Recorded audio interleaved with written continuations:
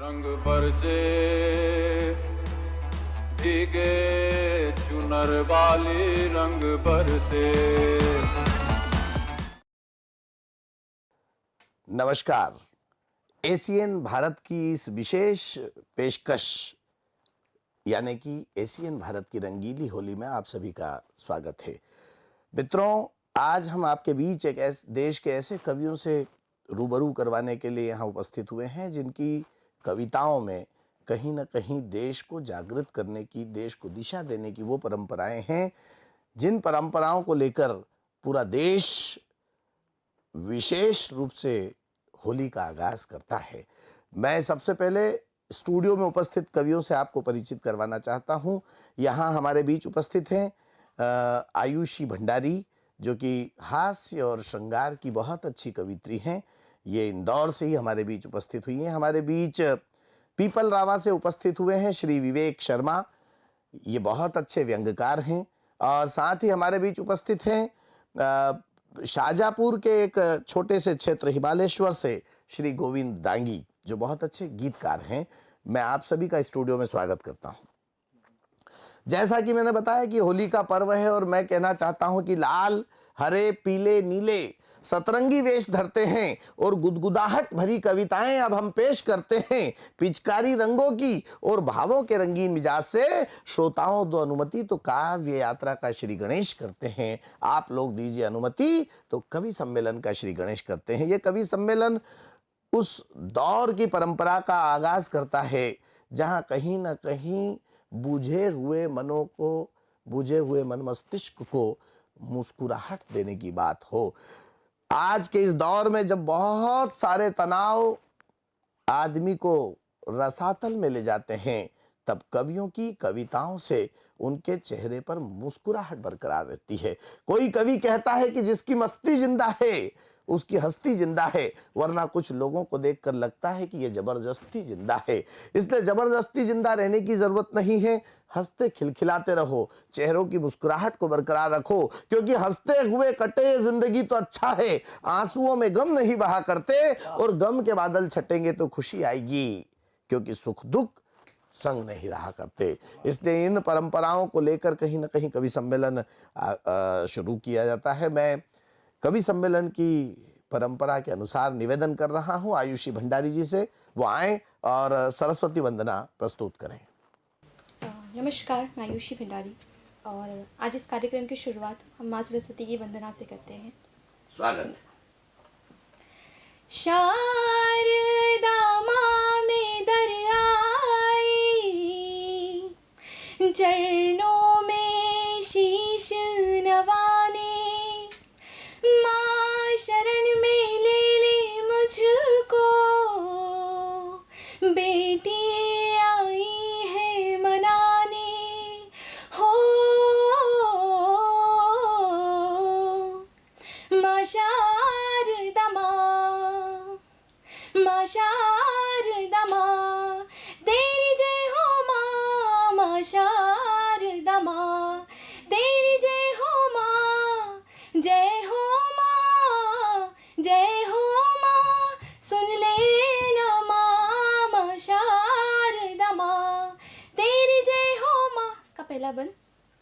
जो वीणा के तार तू छेड़े, मुरझाया सा फूल खिले, हो मुरझाया सा फूल खिले, सारे गामा पाधानी सा, सातों स्वर में तू ही मिले, माँ शारदा माँ, तेरी जय हो माँ।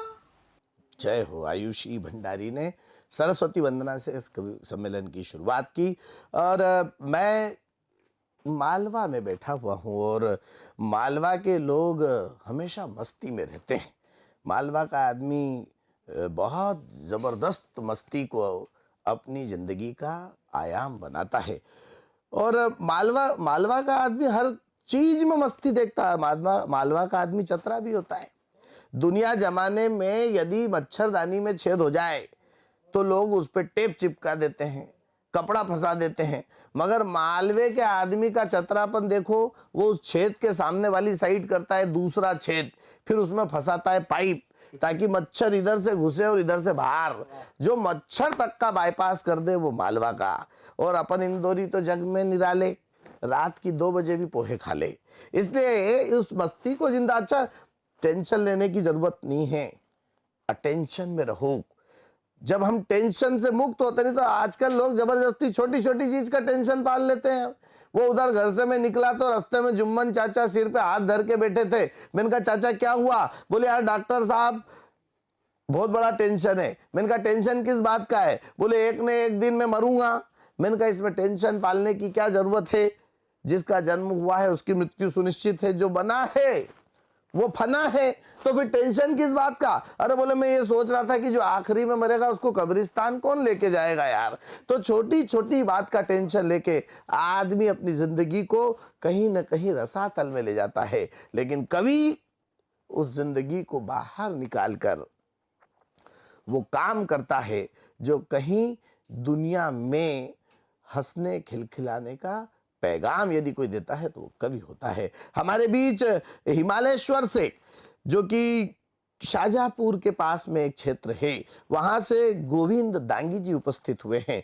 गोविंद दांगी जी बहुत विचित्र अंदाज में अपनी कविताएं प्रस्तुत करते हैं। इनकी बात करने का ढंग बड़ा विचित्र है।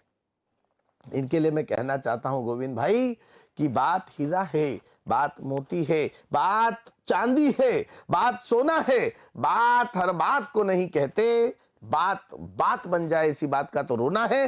बात को बात बनाने की कला जानने वाले गोविंद दांगी जी से निवेदन है कि वो आए और अपने गीतों की महफिल सजाएं। सभी दर्शकों को मेरा विशेष प्रणाम और होली पर्व की बहुत बहुत शुभकामनाएं। 4 पंक्तियों से शुरू करता हूँ। माँ की पंक्तियाँ हैं कि अंधेरों में कोई आवाज जब मुझको डराती है। वाह वाह वाह। कि अंधेरों में कोई आवाज जब मुझको डराती है, मैं डर के सो तो जाता हूँ, मुझे पर नींद आती है। मैं डर के सो तो जाता हूँ, मुझे पर नींद आती है। मैं आंखें बंद करता हूँ तो एक तस्वीर आती है। क्या बात है। और मधुर होठों से मेरी माँ मुझे लोरी सुनाती है। वाह वाह वाह वाह। मधुर होठों से मेरी माँ मुझे लोरी सुनाती है। बहुत खूब। और एक दीवाना, एक शायर, एक कवि क्या लिखने की कोशिश करता है कि तेरी यादें तेरी बातें तेरे एहसास लिखता हूँ। क्या बात है। कि तेरी यादें तेरी बातें तेरे एहसास लिखता हूँ। और मोहब्बत के महज किस्से तुम्हीं पे खास लिखता हूँ। मोहब्बत के महज किस्से तुम्हीं पे खास लिखता हूँ। समझ कर फूल जिनको तितलियां भी चूम लेती थी, तेरे उन सुर्ख होठों की अधूरी प्यास लिखता हूँ। बढ़िया बढ़िया। तेरे उन सुर्ख होठों की अधूरी प्यास लिखता हूँ। दुनिया के सबसे टैलेंटेड व्यक्ति अल्बर्ट आइंस्टाइन ने कहा कि the imagination is the more important of the knowledge. प्रेम का इमेजिनेशन क्या हो सकता है? एक प्रेमी ने अपने प्रेमिका से प्रश्न करने की कोशिश की है। स्वागत। क्या प्रश्न? कि रब जाने मुसाफिर की लिखी तकदीर कैसी है। क्या बात है। कि रब जाने मुसाफिर की लिखी तकदीर कैसी है। और कोई रांझा नहीं जाने मिलेगी ही। क्या बात है, क्या बात है। वाह वाह वाह। नहीं जाने मिलेगी हीर कैसी है। कभी दर्पण में खुद को देख कर फिर भी बताना तुम, जो मेरे दिल में रहती है वो तस्वीर कैसी। क्या बात है। वाह वाह वाह वाह। जो मेरे दिल में रहती है वो तस्वीर कैसी है। वाह। और एक अंतिम मुक्तक जिसमें एक मसले को हल करने की कोशिश की है स्वागत स्वागत। कि तेरे श्रृंगार में उसको कभी शामिल नहीं देखा। क्या बात मेरे है। साथ आप चलेंगे तो एक खूबसूरत मुकाम तक पहुंचाने की कोशिश करूंगा।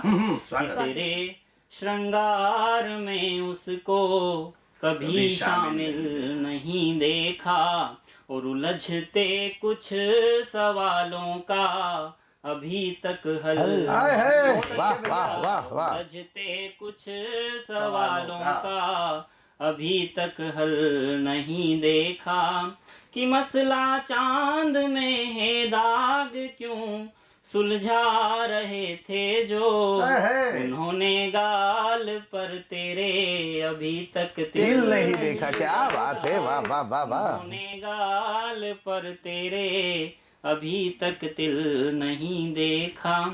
एक गीत समर्पित करना चाहता हूँ, एक बंद का गीत है, 2 स्वागत मिनट का। स्वागत।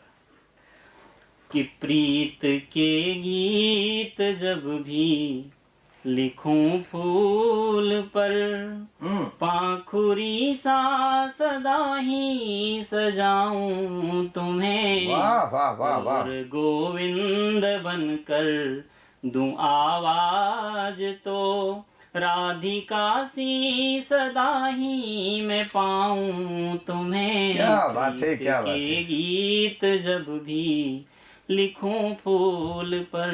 पहला बंद समर्पित करता हूं। स्वागत स्वागत। स्वागत। कि मैं बनूं चांद तो चांदनी तुम बनो, और जीवन को हम शरद पूनम हाय है, करें। क्या बात है, वाह वाह कि वाह। मैं बनूं चांद तो चांदनी तुम बनो, और जीवन को हम शरद पूनम करें, और मन को मधुकर साकर सात स्वर घोल कर, प्रेम की बातें सातों जन्म हम करें। वाह वाह और वाह। राग बनकर जो अधरों पे मेरे रहो, कि राग बनकर जो अधरों पे मेरे रहो, तो रागनी सा सदा ही मैं गाऊं वाह तुम्हें। वाह वाह वाह वाह। प्रीत के गीत जब भी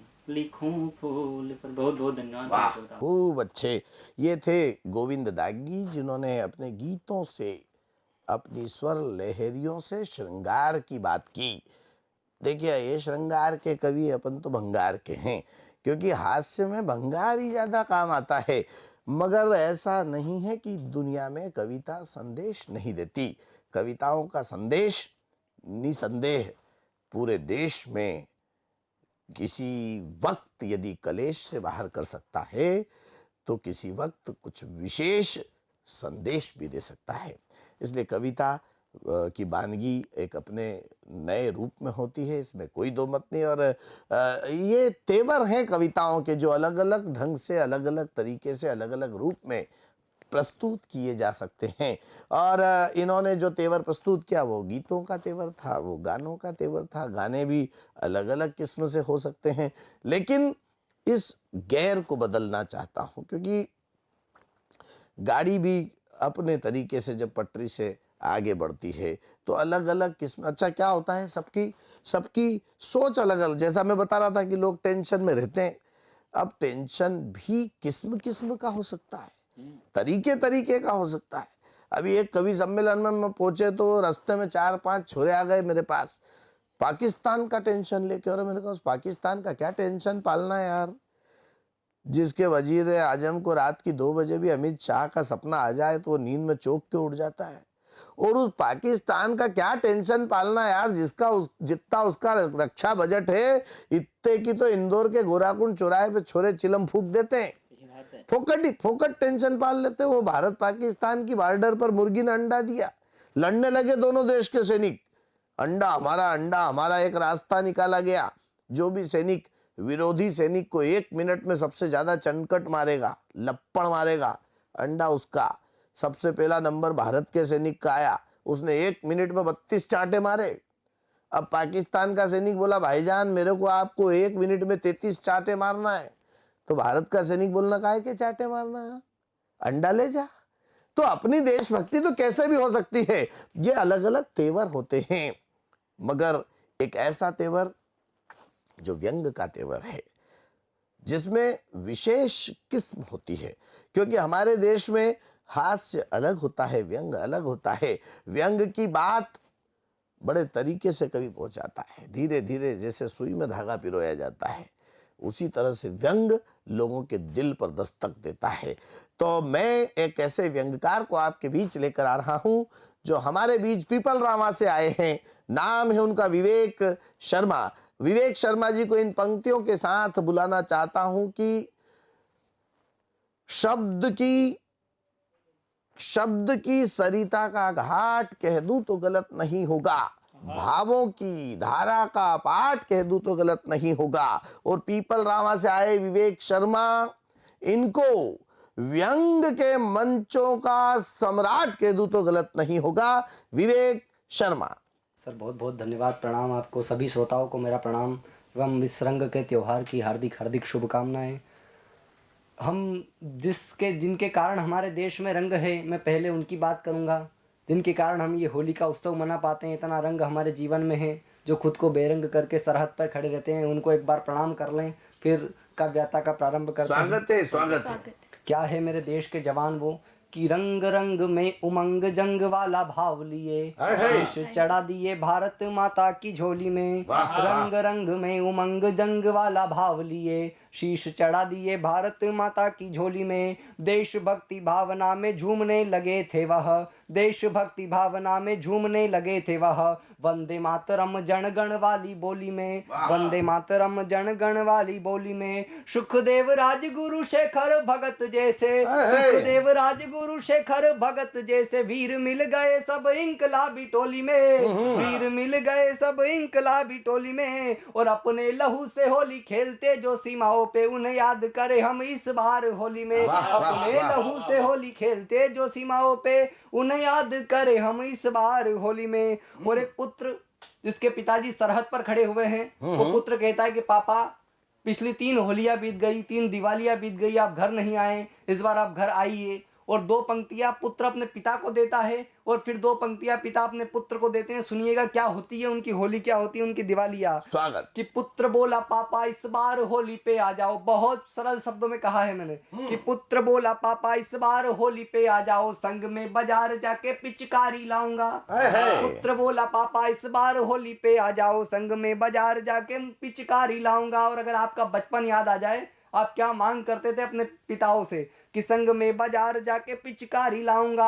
आपने दिलाई थी जो मुझे साइकिल, वह इस बार आएंगे चला कर दिखाऊंगा, इस बार आएंगे चला कर दिखाऊंगा। तो पिता बोले बेटा रणभूमि में खड़ा हुआ हूँ, पिता बोले बेटा रणभूमि में खड़ा हुआ हूँ, तेरे पास इस बार और नहीं आऊंगा, तेरे पास इस बार और नहीं आऊंगा, तेरे पास इस बार और नहीं आऊंगा। और भारत में रंग व उमंग रहे इसलिए अपने लहू का रंग सीमा पे लगाऊंगा। भारत में रंग व उमंग रहे इसलिए अपने लहू का रंग सीमा पे लगाऊंगा।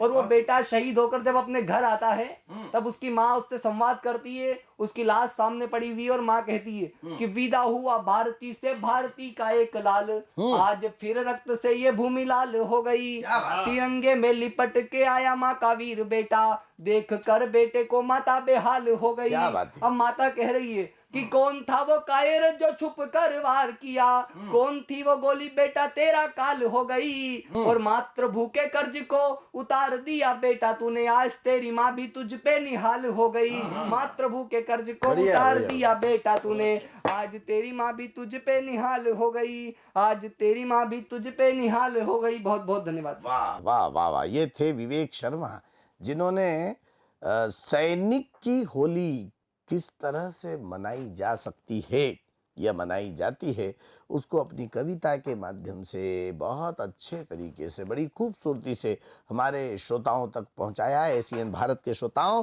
ये कवि सम्मेलन आपकी लबों की मुस्कुराहट को कायम रखने के लिए हैं।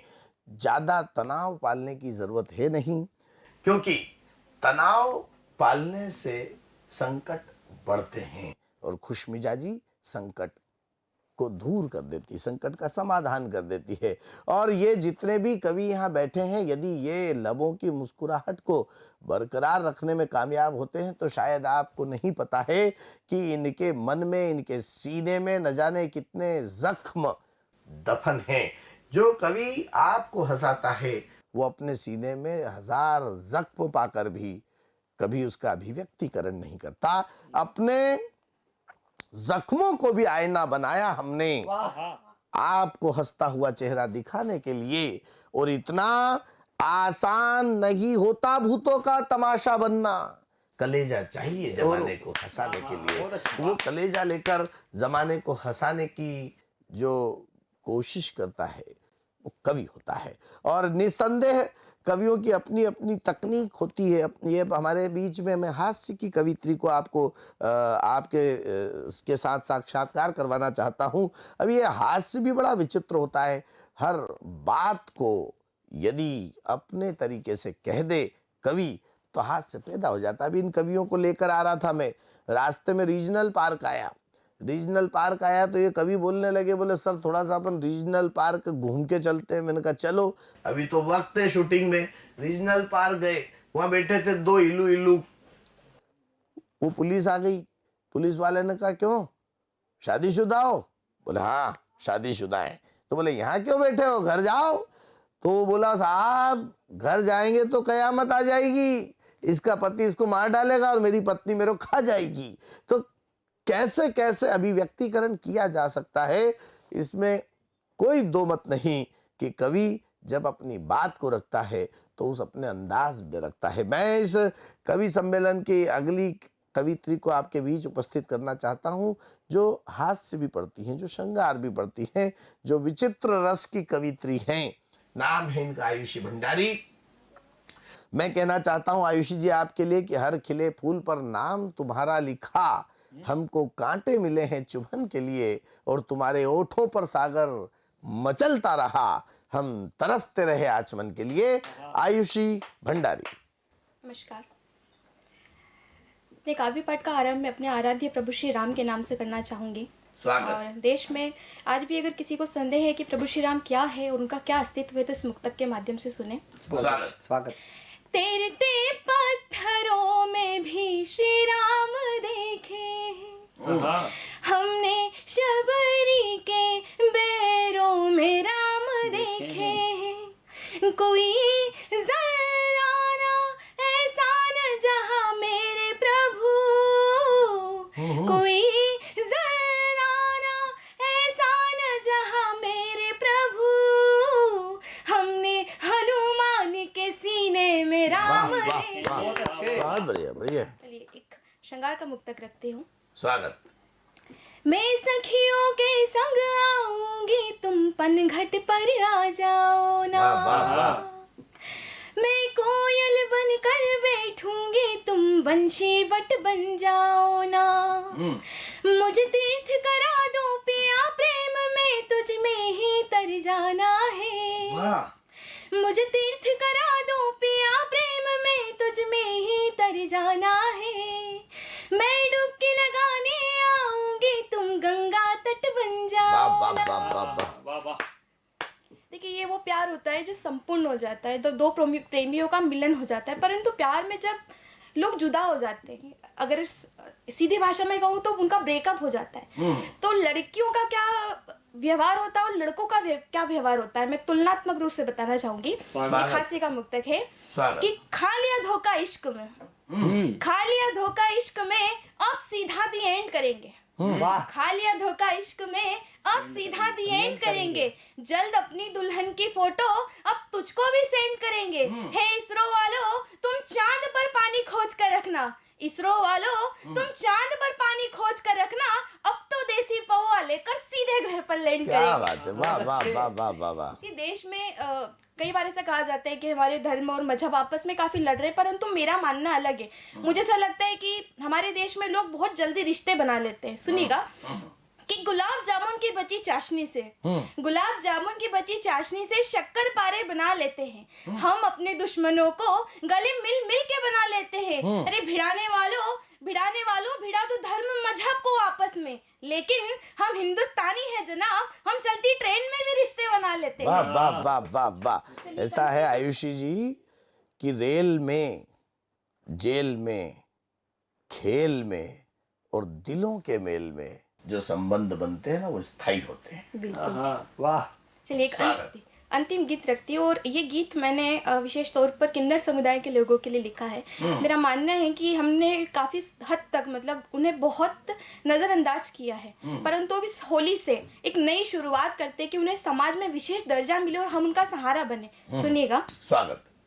अर्ध नारी अर्ध नर की काया उलझी किस भंवर में, रात है ना दिन है किन्नर वो अधूरी दोपहर है। लक्ष्मी नारायण भी पूजे शिव और माँ भवानी, सुन के भी अनसुनी कर दी किन्नरों की ये कहानी। वो बनाए वो बिगाड़े क्या है तेरा हक रे भगवन, काहे दिए देह नर की और काया नारी की, काहे दिए देह नर की और काया नारी की। ना मिला आँखों का काजल, ना मिला ममता का आंचल, जन्म लेते ही जगत में छा गए दुख के ही बादल।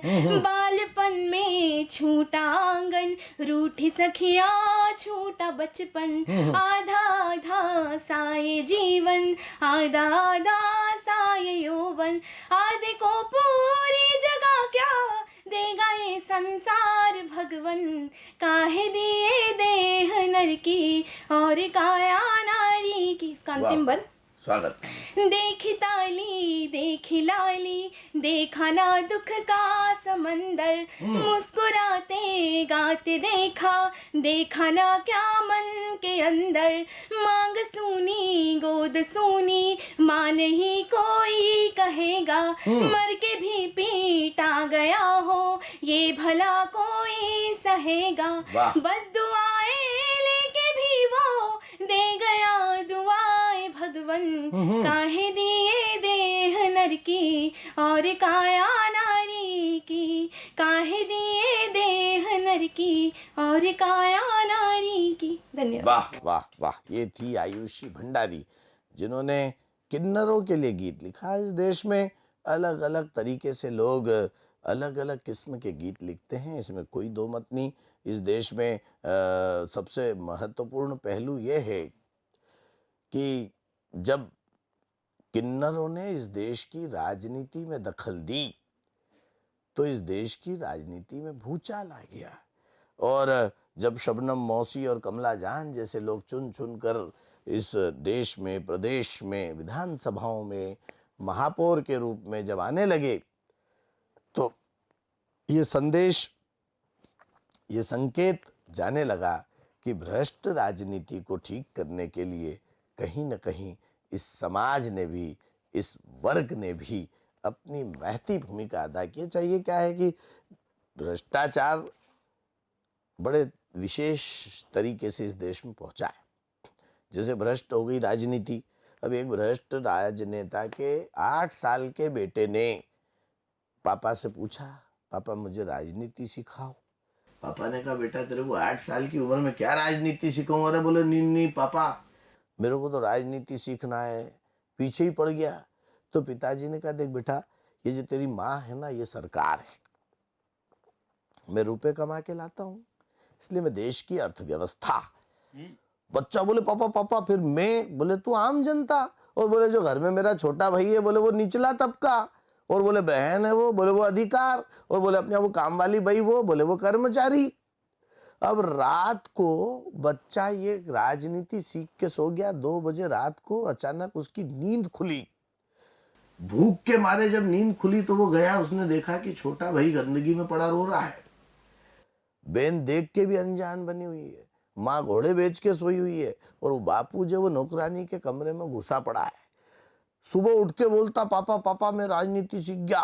पापा मैं राजनीति सीख गया। मैं बोले रात भर में काहे की राजनीति सीख गया? अरे पापा मैं राजनीति सीख गया। अरे देश की राजनीति, पिताजी देश की राजनीति ऐसी हो गई है कि आम जनता भूख प्यास से तड़प रही है, निचला तबका गंदगी में पड़ा रो रहा है, जिनको अधिकार है वो अधिकारों से अनजान है, सरकार घोड़े बेचकर सोई हुई है और अर्थव्यवस्था कर्मचारी का शोषण कर रही है। ऐसी मेरे देश की राजनीति हो रही है। इसलिए इस देश की राजनीति जिसमें राक्षस का, ज जनता को लूटने वाला, निकम्मा और तिकड़म बाज होता है। जो राक्षस जनता को लूटने वाला निकम्मा और तिकड़म बाज होता है वो राजनीति करता है।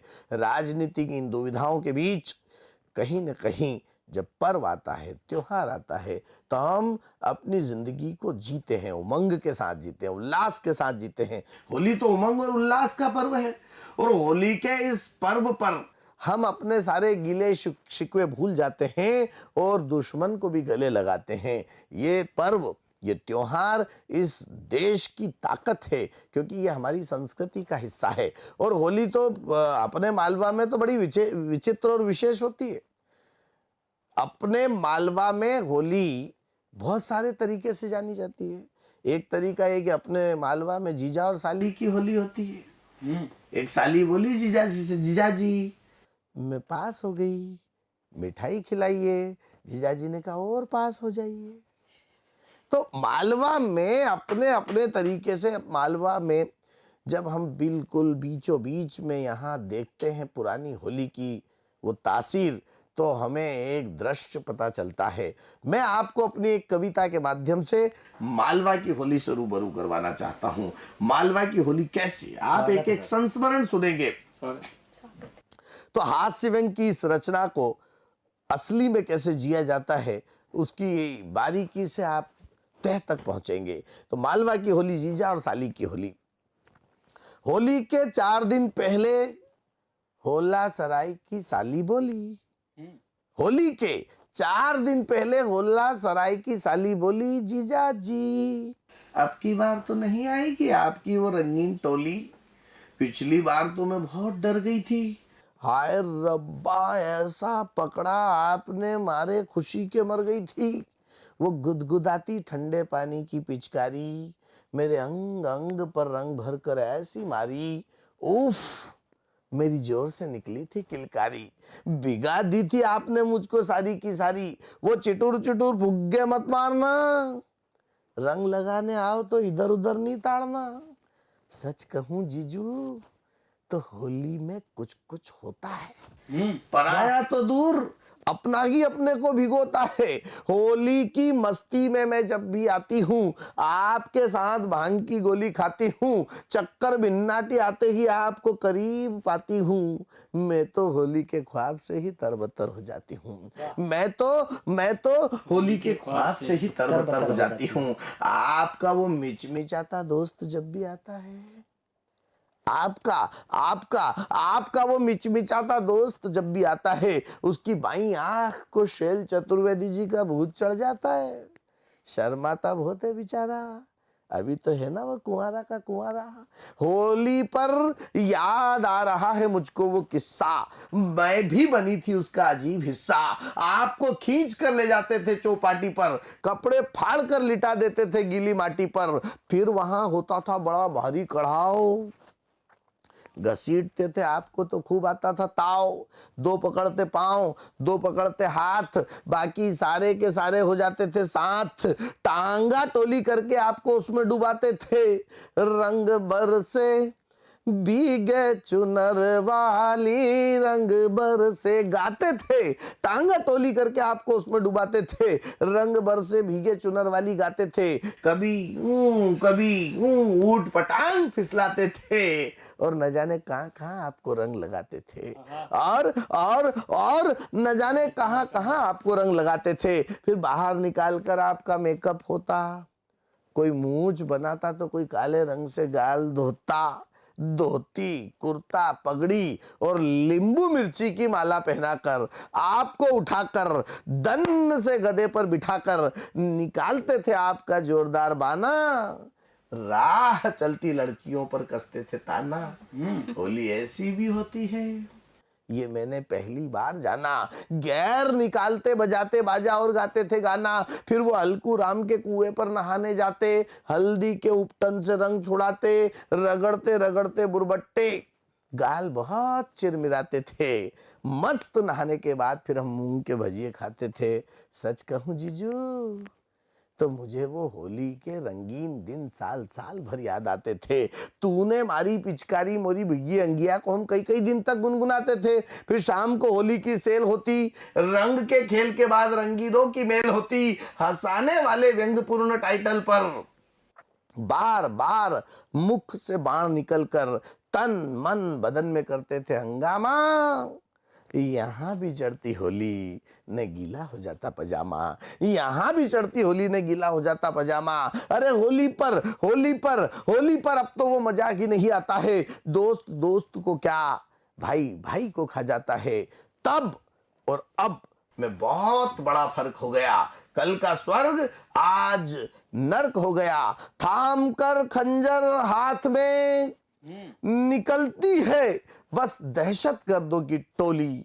न जाने क्यों बदलते परिवेश में होने लगी सिर्फ खून की होली, सिर्फ खून की होली, सिर्फ खून की होली। ये होली का मामला है। होली पर हास्य और व्यंग को कैसे प्रस्तुत किया जा सकता है, इस कविता की बानगी मैंने आपके बीच रखी। एशियन भारत के दर्शकों, आपके बीच हम इस रंगीली होली को लेकर आए थे। इस रंगीली होली में हमारे इन कवियों ने आपके लबों को कहीं न कहीं मुस्कुराहट दी हो, आपके हृदय पर दस्तक दी हो, तो आप इस कवि सम्मेलन को अपनी तालियों की गड़गड़ाहट से अपने घर में ही सुने। और मैं आपको विदा लेते हुए इन पंक्तियों से नवाजना चाहता हूं कि बार बार तुमसे मिले वक्त कटा शाद रहे, अब तो हम चलते हैं गुलशन तेरा आबाद रहे। जय भारत, जय हिंद, हैप्पी होली। रंग बरसे भीगे चुनर वाली रंग बरसे।